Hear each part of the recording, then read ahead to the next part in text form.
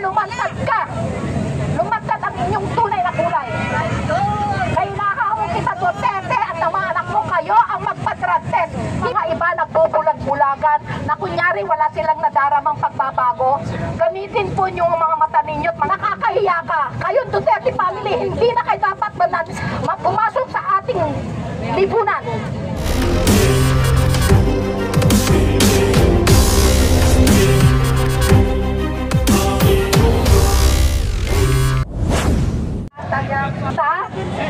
Sana po nandito tayo lahat para panindigan po natin ang ating pagiging loyalista.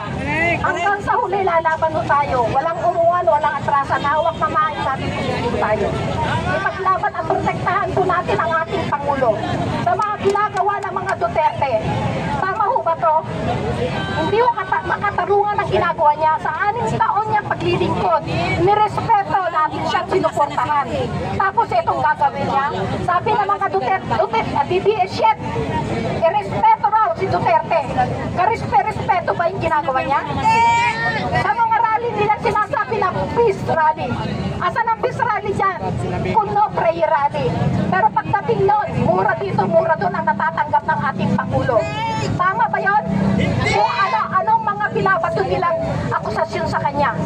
Pero tayo mga loyalista, alam natin kung ano ang Marcos. Mula sa 1986, lumalaban na tayo. Hanggang ngayon, kahit sa mga silyon na kami, lumabas kami muli at nabuhay ang aming dugo. Dahil sa iyo, Duterte, hindi kami papayag sa ginagawa mo sa aming Pangulo. Nakakahiya ka. Kayo, Duterte family, hindi na kayo dapat pumasok sa ating lipunan. Traitor kayo, salot kayo ng ating bansa. Anay kayo na dapat kayong walisin. Itaboy. Yes! Hindi kayo karapat-dapat. Ayan po ba, gusto ninyo maging presidente muli ang Duterte? Anong gagawin sa ating bansa? Anong mangyayari sa ating bansa? Ito ang pagtitipon-tipon natin to para sa ating bansa, para protektahan ang ating Pangulo, para manatili siya sa kanyang upuan. Ang Pangulo, ginagawa niya lahat ng kanyang magagawa upang makaunlad ang ating bansa. Pero mga iba nagbubulag-bulagan na kunyari wala silang nadaramang pagbabago. Gamitin po yung mga mata ninyo at mga isip ninyo. Huwag po pera-pera. Pag nasuhulang kayo ng kunting halaga, wala na, babaliktad na kayo. Huwag po natin pairalin dito ang pera-pera. Ang ating pairalin, ang pagmamahal sa ating bansa, sa ating Pangulo. Dapat po yan ang iano natin. Kaya, panawagan sa inyo lahat, no more Duterte 28-28. Pakiusap lang ho. At saka yung ICC, dapat yung papasukin dito para managot ang dapat managot sa mga ginawa ni Duterte nung kanyang administrasyon. Tama ba yun? Umaga pa lang, pagkagising mo, dito doon ang nakikita mo sa dyaryo sa balita. Bakit kay CCTM ngayon? Ang lalaki mga drug lords ang nahuhuli nila. Wala.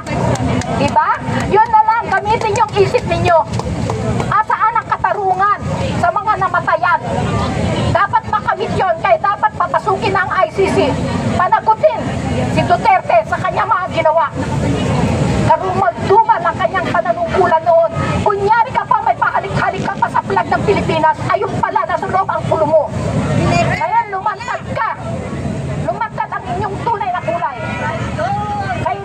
Kita Duterte at ang mga anak mo, kayo ang magpa-drug test.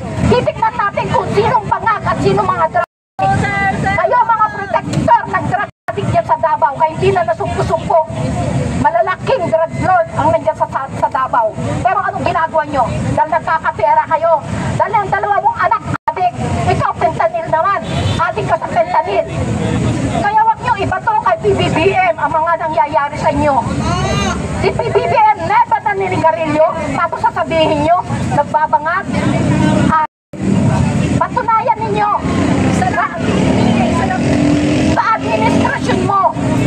Sinabi mo na yan, bakit hindi mo kinasuhan? Yun na lang eh. Hindi naman kami mga bobo, mga loyalista. Alam namin, hindi lang kami mga loyalista, ang mga pro-government. Alam nila yan. Alam nilang katotohanan. Kaya nandito kami ngayon para ipaglaban. Ipaglaban ang pang-aalis pusta mo kay PBBM. Tama na, sobra na. Dapat ka nang kalusin. Sumusobra ka na. Pero hindi ka nakatikim sa alin na mura. Duterte. Siguro Sa kabila ng pagmumura mo sa ating Pangulo. Para may balita. Sa amin na mura. Meron silang may balita. Kami. Salita lang, pero walang mura. Dahil ang mga loyalista, may puso, makadiyos, matalino, hindi basta-basta pumapatol. Pagkos, sinisuwalat lang namin ang mga nasa loob namin. Kaya, Ang West Philippine Sea. atin ang West Philippine Sea. Ipaglaban natin to. Dahil natakot yung iba. Magkasiyera daw kasi ganyan. Magdasal lang tayo, may awan Diyos. Kung kayo talaga makadiyos, hindi makapera. Pero kung kayo makapera, wala. Yan kayong kasatudataan nyo. Huwag ninyo pairali ng pera, mga kababayan. Please lang po. Magkaisa tayo, itaglaban natin ang ating bansa. Mahalin natin ang ating bansa para sa mga darating na henerasyon, sa mga ating mga apo-apo, mga anak. Dahil lamang po. Maraming salamat po.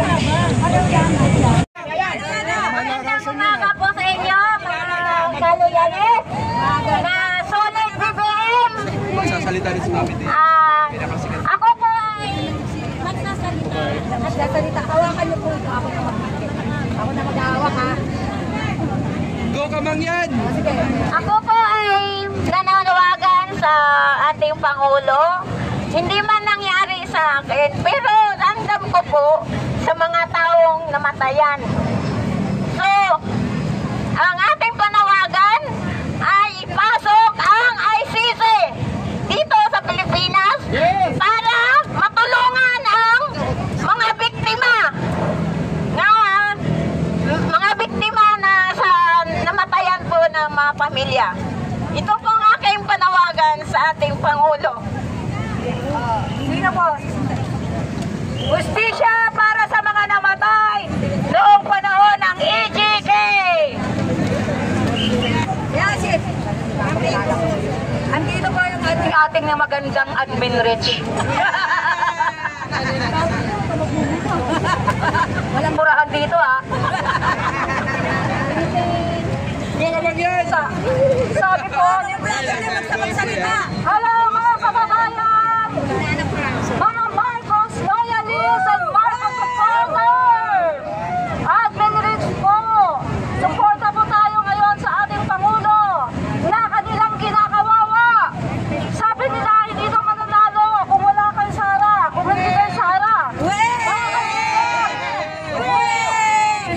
Hindi totoo yan! Mga kaibigan, makinig mo ha, since 1950s, hindi raw mananalo ng dahil kay Sara? Hindi! Yan! Mga kababayan, sabi ko nga, ang Marcos supporters and loyalists as early as 1950s, andyan na! Ang Pangulong Marcos, naging kongresista, naging senador, naging 20 years sa Pangulo! International! Sila, local lang. Lokal! Diba? Kung baka lokal lang. Pero ang Marcos ay talaga namang international! Wala silang panama! Kaya mga kaibigan, papasukin na ang ICC! Dahil kailangan na para matulungan. Wala kayo! Ang bumabatikos at sinisira sa ating bansa. Ayaw na umulan ang ating bansa. Si Pangulong BBM, ginagawa niya lahat para umulan ang ating bansa.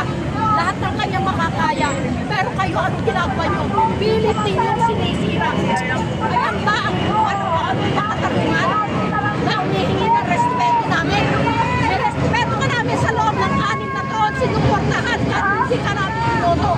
Dahil ikaw naging Pangulo. Pangulo ka noon na sinasabi mo si BBM bangag. Adik, bakit hindi mo siya pinakulong? Hindi mo siya kinasuhan. Ngayon nakaupo si BBM. Sasabihin mo may bangag ng presidente, may bangag na adik na presidente. Kayo kaya ang magpa-drug test kayo namang anak mo. Kung sino lalabas na tunay na adik. Kayo, Alin Duterte. Isin ka na, ikil muna, ipitin mo. Jin Diaz po. Jin Diaz po. Andito po ako talaga, lantaran Ano pa. ba kayo? Meron pa po tayo sa Andito kami sa Sukulit. Salita. Opo. Tama. Thank you po. Media Taglas.